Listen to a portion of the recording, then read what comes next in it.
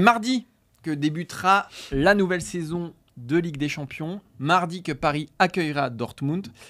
Et comme on le fait chaque année, on a essayé de déterminer un peu les favoris de cette nouvelle édition. Mais au-delà des favoris, on s'est posé la question des chances du Paris Saint-Germain à la victoire finale.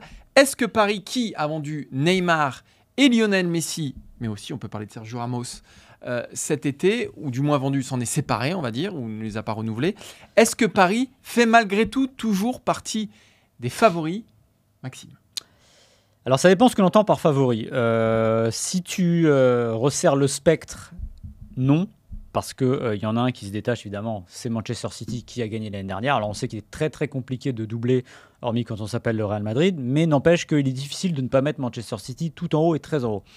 En revanche, si tu élargis le spectre à, on va dire, 6, 7, 8 favoris, on est obligé de les compter dedans pour une raison simple, l'argent. C'est-à-dire que c'est une ligue, une coupe des champions, une ligue des champions qui ne s'offre plus aux écuries moyennes. Sur les 20 dernières années, on va mettre peut-être l'Inter, qui n'était pas au niveau escompté, on va dire. Et qui n'est pas non plus un club qui fait l'aumône. Hein. Il y a un petit peu d'argent du côté de l'Inter. Mais... Oui, mais c'est quand même. Non, mais c'est pas loin. Brest, quoi. Non, mais c'est pas Brest, voilà.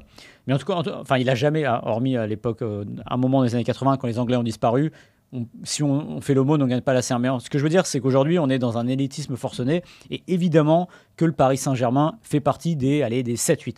Maintenant, je pense que... En fait, on a fait du Paris Saint-Germain un favori les années précédentes pour de mauvaises raisons. Parce qu'on regardait l'effectif. Ah, il y a Ramos, ah, il y a Messi, ah, il y a Neymar. Or, il faut quand même se souvenir qu'ici et ailleurs, souvent, on se posait des questions sur le trio. Est-ce qu'on peut gagner une Ligue des Champions? Le fameux 7+3 avec 3 joueurs qui ne défendent pas.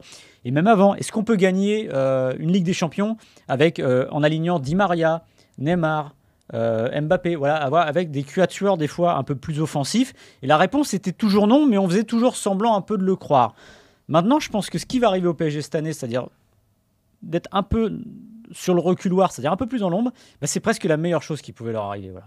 Ils sont partis sur un nouveau projet, un énième projet avec Luis Enrique, qui déjà a montré qu'il avait un peu de poigne et qu'il avait un peu transformé les habitudes. Le premier match contre Lorient, on était presque caricatural sur ce point de vue-là. Et je pense que si le PSG arrive avec un peu plus de modestie et un peu plus d'humilité au moment de jouer et dire, non, simplement dire, on va aller le plus loin possible et avoir une cohérence collective, c'est pas plus mal. Donc je pense en effet que le PSG n'est plus dans ce cercle très restreint des favoris. Déjà, quand on se plante tout le temps en huitième de finale, c'est compliqué. Mais c'est pas une mauvaise chose pour lui. En tout cas, c'est Nasser Al-Khelaifi qui disait les résultats, on se met pas de pression sur les résultats cette saison. Et c'est peut-être effectivement la saison où Paris aborde cette Ligue des Champions avec le moins d'ambition. Alors depuis l'arrivée de Neymar, en tout cas c'est certain, mais même avant, quand il y avait Ibrahimovic, etc., où il visait les demi.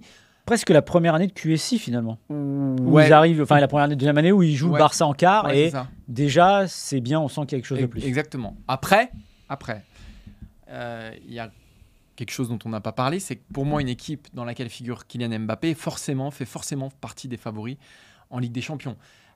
Ça reste quand même l'un des deux, le meilleur joueur du monde avec les ambitions qu'on connaît. Et puis quand on regarde l'effectif, ce serait stupide d'imaginer le Paris qui ne fait pas partie comme tu disais, 7-8 prétendants. Mais c'est un effectif qui va quand même manquer peut-être d'expérience de très haut niveau.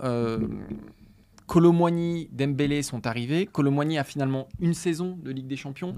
Dembélé, moi, il m'a jamais renversé en Ligue des Champions. C'est des joueurs qui manquent de coups d'éclat dans cette compétition-là, et on sait que cette compétition, quand même, ne s'offre qu'à ceux qui sont à la hauteur. Donc aujourd'hui, il y a des questions à se poser. Messi, Neymar, Ramos sont partis. Di Maria avant eux, qui étaient des joueurs qui avaient déjà gagné cette Ligue des Champions. Et là, quand on prend le 11 du Paris Saint-Germain, il n'y a qu'un joueur qui l'a gagné, c'est Lucas Hernandez avec le Bayern Munich, puisque je considère qu'Asensio et Keylor Navas ne font pas partie du 11 de départ et auront un rôle donc de fait pas franchement majeur dans cette campagne-là.